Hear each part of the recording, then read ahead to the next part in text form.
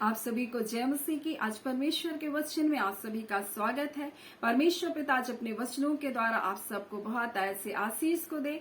आज परमेश्वर अपने वचनों के द्वारा आपसे बोले और बातचीत करे। आज हम लोग लूका उसका 16 अध्याय को हम लोग देखेंगे, जिसमें हम लोग लाजर और धनी बोलता है, धनी मनुष्य के बारे में एक दृष्टांत को यीशु मसीह ने बताया। और वहां एक निवेदन है, जो वो धनवान व्यक्ति जो नरक में चला गया था, वो निवेदन कर रहा है और बोल रहा है, नहीं है मेरे पिता अब्राहम, पर यदि कोई मरे हुओं में से जो उसके पास बोलता है उनके पास जाए तो वो मन फिराएंगे। और उसने उनसे कहा, जब वे मूसा और भविष्यवक्ता की नहीं सुनते, तो यदि मरे हुओं में से कोई जी उठे तो उनकी भी नहीं मानेंगे। और यहाँ पर एक धनवान व्यक्ति है जो अपने जीवन को भोग विलास के साथ व्यतीत करता था, और उसी की डेवड़ी में एक निर्धन लाजर था, जो उसकी मेज के चूर-चार को, जूठन को खाने के लिए प्रतिदिन छोड़ दिया जाता था। और वो घाव से भरा हुआ लाजर था, और उसके घावों को हम देखते हैं कुत्ते भी चाटते थे। पर एक दिन ऐसा हुआ कि लाजर मर गया, और उसी के कुछ समय के बाद वो धनवान व्यक्ति भी मर गया। और वहां पर हम देखते हैं कि लाजर को वो कहाँ है, अब्राहम की गोद में स्वर्ग में वो बैठा है। और उसी जगह हम देखते हैं वो धनवान व्यक्ति जो अधोलोक में है और बड़ी पीड़ा में, बहुत आग में, बहुत तपन में उसका जीवन क्या है, जल रहा है। और वो देखता है आंख उठा करके कि बोलता है कि लाजर तो इब्राहिम की गोद में। तब वो निवेदन करता है, हे पिता इब्राहिम, बोलता है लाजर को मेरे पास भेज दे, क्योंकि मैं इस पीड़ा में क्या कर रहा हूं, तड़प रहा हूं। अपनी उंगली का एक सिरा बोलता है पानी में डुबाकर मेरी जीभ को ठंडा कर दे, बोल रहा है। तब अब्राहम बोलता है, मेरे पुत्र, ऐसा नहीं हो सकता, क्योंकि जहां तू है और जहां लाजर है उसके बीच एक भारी गड्ढा है। ना तो कोई वहां से यहां आ सकता है, ना यहां से कोई वहां जा सकता है। तो वो फिर एक निवेदन करता है, बोलता है तो फिर मेरे भाइयों के पास, बोलता है तो किसी को बोलता है, फिर विनती करता है कि तू मेरे भाइयों,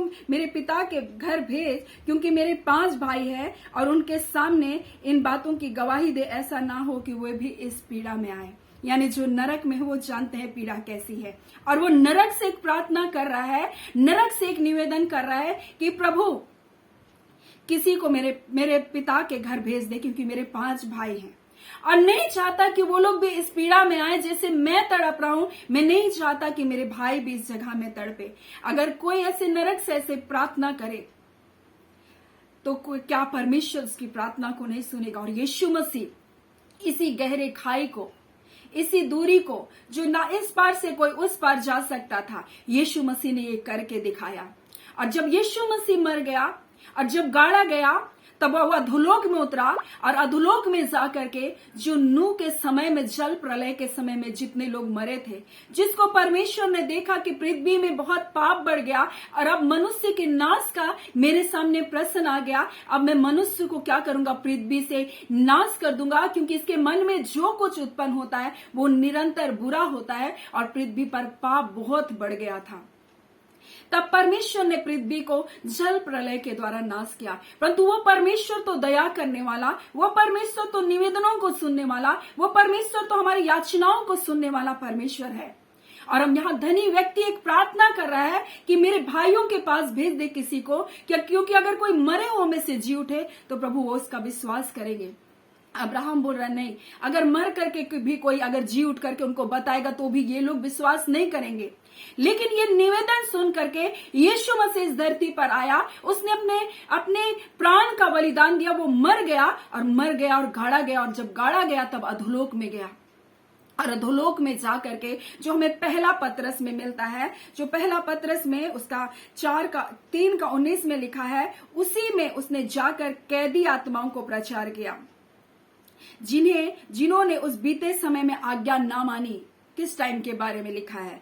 जब परमेश्वर ने नूह के दिनों में धीरज धर कर ठहरा रहा, जब जहाज बन रहा था। यानी परमेश्वर जहाज को जब बन रहा था तो एक प्रचार कर रहा था नूह कि मन फिरा लो, क्योंकि परमेश्वर जल प्रलय से इस पृथ्वी का नाश करेगा। परंतु उन्होंने उस प्रचार को ठट्ठे में उड़ाया। तब परमेश्वर जो दोबारा मौका देने वाला परमेश्वर जो नरक से की गई एक याचना को सुनने वाला परमेश्वर ने क्या किया, अपना बेटा यीशु मसीह को भेजा। और जब वो अधोलोक में गया तो उन कैदी आत्माओं को यीशु ने प्रचार किया और बोला, मैं ही वो जीवन हूं, बोल रहा है, मैं ही मार्ग हूं, मैं ही सत्य हूं और मैं ही वो जीवन हूं, मैं निर्दोष हूं, बोलता है। और वो बोलता है कि जो पाप करता है, बोलता है वो क्या है, पाप उसको क्या है, मृत्यु के वश में कर देता है, क्योंकि पाप की मजदूरी मृत्यु थी, परंतु मेरा यीशु मसीह निष्पाप था। बोला, मुझ पर विश्वास करो और मैं तुमको इस जगह से निकाल सकता हूं। और विश्वास किया होगा बहुत सारे लोगों ने, बहुतों ने तो उस वक्त भी सोचा होगा कि क्या हमारे लिए और कोई उम्मीद है इस अधोलोक में, हम जो नरक के आग में जल रहे, क्या हमारे लिए कोई आशा है।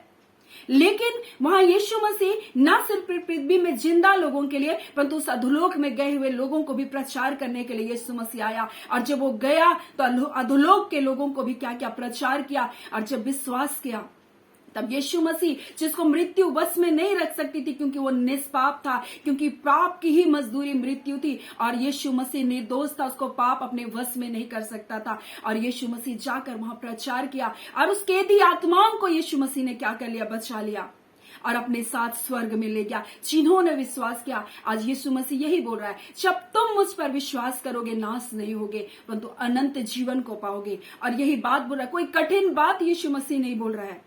मेरे बलिदान के ऊपर विश्वास करो, क्योंकि मैंने तुम्हारे लिए लहू को बहाया, मैंने तुम्हारे लिए अपने शरीर का एक कतरा लहू बहाया। मेरा लहू निर्दोष था। भेड़ और बकरियों से तुम्हारा उद्धार नहीं हो सकता, उसके लहू से तुम्हारा उद्धार नहीं हो सकता, परंतु मैं निष्कलंक निर्दोष परमेश्वर का मेमना बन करके आया। और नूह के समय के लोगों को भी यीशु मसीह ने अधोलोक में जा करके प्रचार किया। और ये शनिवार को जब गुड फ्राइडे के दिन यीशु मसीह अपने बलिदान को दिया, हम सोचते हैं ये शनिवार के दिन क्या हो रहा है। ये शनिवार के दिन यीशु मसीह एक अद्भुत कार्य को कर रहा है। इस दिन जो हमको दिखाई नहीं दे रहा, हम बोलते हैं ना, जब बोलते हैं कि गर्भवती के पेट में जब हड्डियां बढ़ती वो नहीं जानता है, लेकिन जब वो पैदा होता है तब हमको पता चलता है। वैसे ही हम परमेश्वर के काम को नहीं जानते जो गुप्त रीति में परमेश्वर कर रहा था। और गुप्त रीति में यीशु मसीह अधोलोक में जाकर के उन कैदी आत्माओं को क्या कर रहा है, प्रचार किया, और ताकि वो भी क्या है, विश्वास करके वो अनंत जीवन को वो पा सके। और स्वर्ग में एक बड़ी लड़ाई हो रही थी।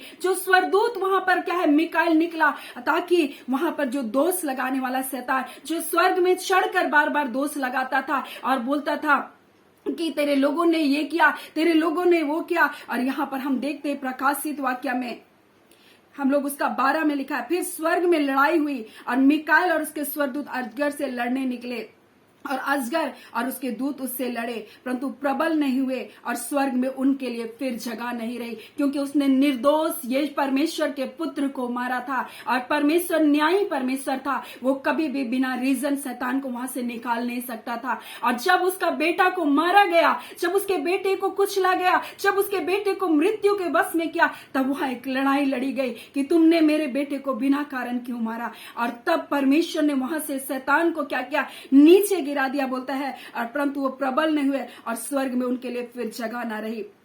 तब वह बड़ा अजगर अर्थात पुराना सांप, जो इब्लिस, जो शैतान कहलाता है, सारे संसार को भरमाने वाला, पृथ्वी पर गिरा दिया गया, और उसके दूत भी उसके साथ गिरा दिए गए, और उसके दूत उसके साथ गिरा दिए गए। और फिर स्वर्ग में यह बड़ा शब्द हुआ, अब हमारे परमेश्वर का उद्धार यीशु मसीह के द्वारा, उसका सामर्थ और उसका राज्य, मसीह का अधिकार प्रकट हुआ, बोल रहा है। क्योंकि हमारे भाइयों पर दोष लगाने वाला, जो दिन और रात परमेश्वर के सामने उन पर दोष लगाया करता था, गिरा दिया गया।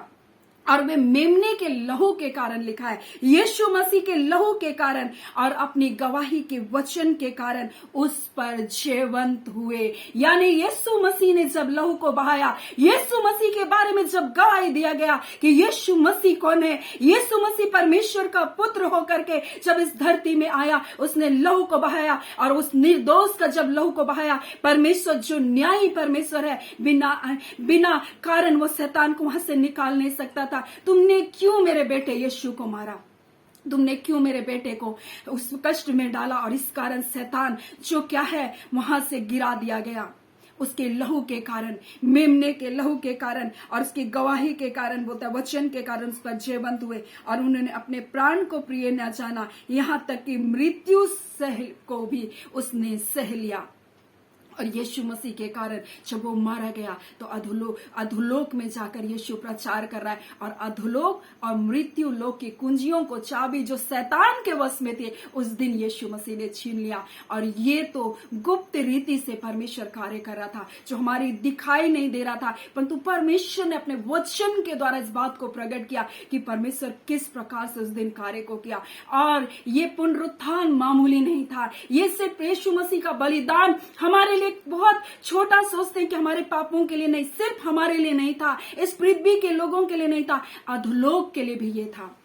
और यीशु मसीह अधोलोक के लोगों को भी प्रचार किया जो नूह के समय नाश किए गए, और परमेश्वर ने उनको भी अपने बेटे यीशु के कारण बचाया और शैतान वहां से भी गिरा दिया गया। आज जब हम परमेश्वर के लोग हैं, जब हम विश्वास योग्यता के साथ मसीह को दुख उठाते हुए पकड़े रहेंगे, आने वाले टाइम में परमेश्वर हमारे लिए एक बड़ी विजय को रखा है। और ये जय हमें यीशु मसीह के नाम के कारण, यीशु मसीह के लहू के कारण, यीशु मसीह की उस गवाही के वचन के कारण हमको मिला है। और ये 3 कारण जो हमारे जीवन में लेकर आता है, यीशु का नाम, यीशु का लहू और यीशु का वचन, जिसके द्वारा हम नया जीवन को पाते हैं। सो आज परमेश्वर अपने वचनों के द्वारा हम सबको बहुत आयत से आशीष को दे। आमीन। आइए हम प्रार्थना करें। धन्यवाद देते हैं प्यारे पिता परमेश्वर, प्रभु यीशु के नाम से पिता हम आपके निकट आते हैं। प्रभु हम आपका धन्यवाद करते खुदावन परमेश्वर पिता, आप राजाओं के राजा, प्रभुओं का प्रभु है पिता, आप करुणा में परमेश्वर है पिता, आप दोबारा मौका देने वाले परमेश्वर है पिता। हाँ पिता परमेश्वर, अधोलोक से की गई प्रार्थना को स्वीकार करने वाले परमेश्वर है पिता। तो पृथ्वी पर जिंदा जब हम आपसे प्रार्थना करते हैं प्रभु, आप हमारी क्यों कर नहीं सुनेंगे पिता।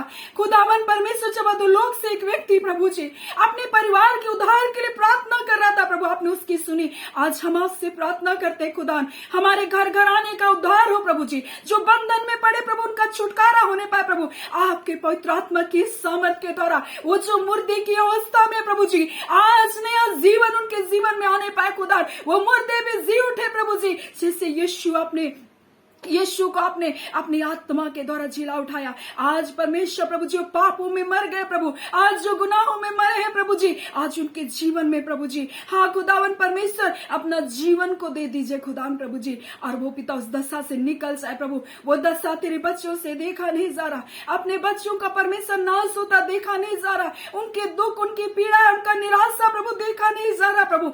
आज प्रभु ने नया बल दीजिए प्रभु, उन्हें उठाकर खड़ा कीजिए पिता।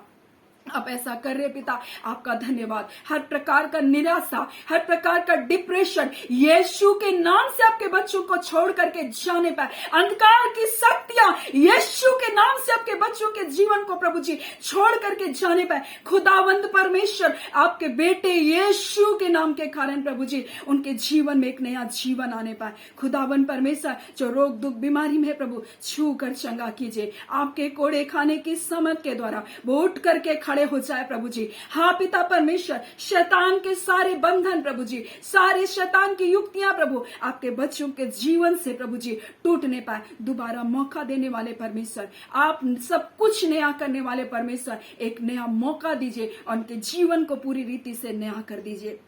आप सब कुछ नया करने वाले परमेश्वर, इनके जीवन में प्रभु जी किसी भी अवस्था में प्रभु आप नया जीवन दे रहे, आपका धन्यवाद।